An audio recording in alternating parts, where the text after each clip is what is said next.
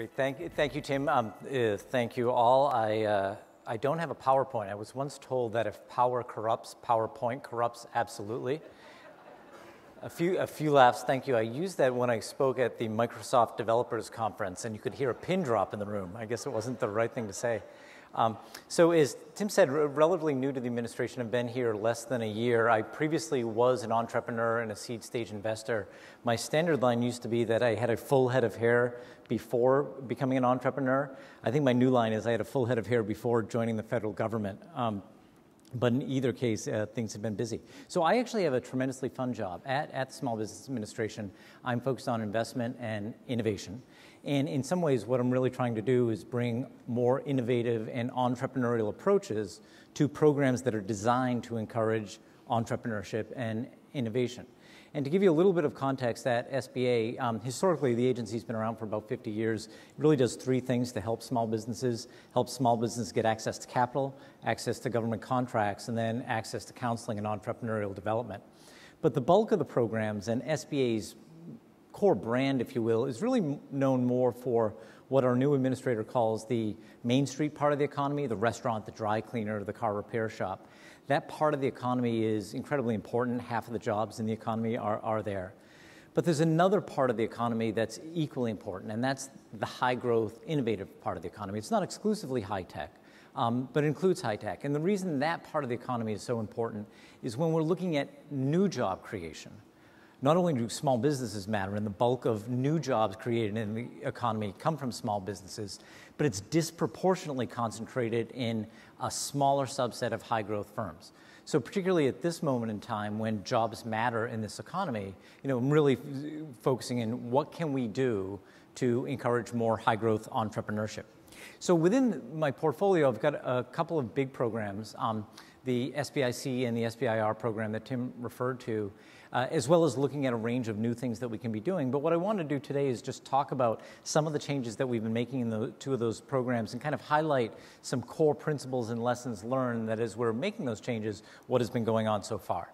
So quickly, the SBIC program is called the Small Business Investment Company Program. It's effectively a fund of funds, 300 plus funds, $16 billion under management. That this program in some ways helped give birth to the venture capital industry in the US 50 years ago. It's now really migrated more to a later stage growth capital, but it's a market-driven program that attracts high-quality fund managers, and the design of the program is to get private capital incented to invest in smaller businesses by creating a matching program. Zero cost to taxpayers, hundreds of thousands of companies have been invested, people like AOL, Cisco, Apple, et cetera. But as of late, the program's gotten a little slower, more bureaucratic, and so I think it's been an interesting place for change. And then secondly, the SBIR program, for those of you who don't know it, the Small Business Innovation Research Program, it's actually a great program that a lot of people don't really know about. Federal government obviously does a ton of R&D, and sometime back in the 80s, they said, hey, what if we have just a little chunk of that set aside to go to small businesses instead of just doing R&D at universities and whatnot. And through this process, people can apply for grants up to a two-phase process for $1 million to fund R&D at a small company. To give you a sense of the scale of the program, last year, the program put out $2.5 billion to small companies in non-dilutive cash grants.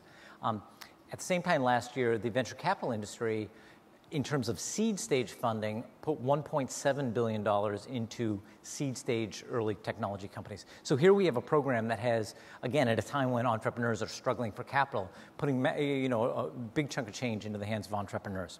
So what I want to do really, though, is highlight, as we've been making some modifications and changes to these programs, a few just core principles that I think have been both ways that we've implemented things and I think important lessons learned more broadly in the government 2.0 context.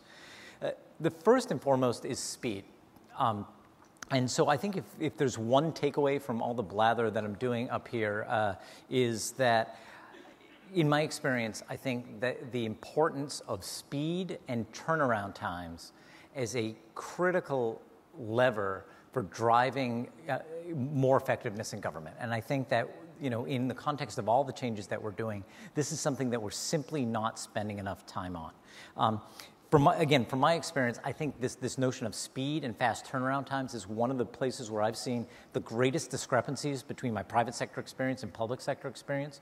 Obviously, for anyone who knows the startup world, the technology world, the importance of speed is obvious. For those of you who haven't seen, Mike Cassidy, a serial entrepreneur, founder of SBIR, has a great speech that he gives on speed as the primary business strategy. Obviously, in the government, things move a lot slower.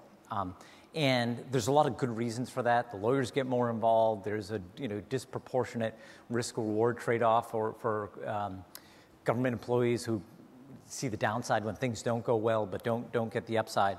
But beyond those structural factors that are hard to change, I think the plain reality is that a lot of times things in government are slow simply because it has never been made a priority. And it has never been defined as something that must be measured and something we're going to judge our performance by. And so we have seen, again, an ability just by focusing on it and shining a spotlight on turnaround times to get great results. So in the SBIC program, for instance, in 2009, the average time that it took us to license a fund was 15 months. And if you were a fund who'd been working with us for 10 years and were coming back a second time, our average time was 15 months. And so which obviously makes no sense. So through a lot of changes that we implemented, first of all, we launched a fast track program that cut that 15 months for subsequent funds down to 2 months. Across the board, we implemented changes that took that time down to 6 months and change on average. We did all of that at a time when we doubled the number of funds coming through the program, so we were able to effectively increase throughput by 4x. Now, again, a lot of these were evolutionary changes, not revolutionary changes, but as a result of that, more funds were able to get formed, get capitalized, getting more money to small businesses. So that focus on speed, we're taking now to the SBIR program, similar set of changes that we're going to be launching and announcing over the next couple of months. Second principle is not just to measure the speed, but let's hold ourselves accountable by publishing our turnaround times. And so obviously, in terms of the Government 2.0 audience, preaching in the choir on transparency. But again, by shining that spotlight and by saying that we are going to hold ourselves accountable in the public eye to the specific measure, we think has a meaningful impact on, again, identifying the 1,001 little things that can be done to improve turnaround times. And I think that's equally important as we start to see, the ongoing revolving door of political appointees and administration, et cetera. This becomes a mechanism by which we can institutionalize some of this change and not just have it be a one-time effect. I think importantly also within the transparency movement, I think we've got to, it will be important from a signal to noise perspective to say, let's make sure we're not suffering from information overload and really pushing for variables and transparency on data that is particularly important to improve effectiveness. A couple of other principles just in the remaining time. One is the importance of market pull. And again, I think there's a natural tendency in government to try to push things out. Specific example of that in the SBIR program is technology commercialization is a huge challenge and opportunity for the federal government. How do we get more of this technology out of federal labs? Well, a tiny little program at NIST, the National Institute of Standards and Technology, said, why don't we have a competitive process in which we announce to the world what the technologies we want to commercialize are, and then set up a competitive grant process by which entrepreneurs can bid to be the ones to commercialize that technology. Program relatively early, but tremendous early results. And then a final principle is came from advice that a serial entrepreneur gave to me, which is even in the government, think like a startup. And I think that has diametrically opposed wisdom in it. One is think big. And any of you who have started a company, you're going to take over the world, literally, the government platform in which you have potentially tremendous resources. You have to think big. You have to think, how is what we're doing have meaningful scale and meaningful impact across the entire country? At the same time, thinking only in 5-year planning cycles isn't the right way to go, and I don't think it worked particularly well for the Chinese or the Russians. How do we think like a startup in terms of then getting things done?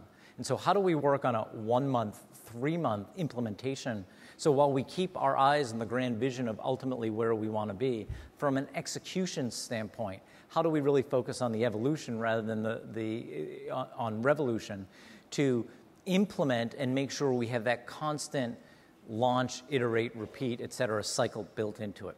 So a few principles there. One final thought, an additional area that I'm actively exploring, would love any input from the crowd, is the feedback we get from serial entrepreneurs and others is Washington, D.C. is a black box and incredibly hard for small businesses to navigate. We're interested in saying, how can we work, how can we leverage technology to help those entrepreneurs, whether it's take advantage of a loan program, find out more about what tax issues they have to deal with, or regulatory issues, et cetera. How can we leverage technology to make this black box, which is Washington, a little bit more, less opaque for entrepreneurs, the guys who are going to be creating the jobs and driving innovation? Thank you.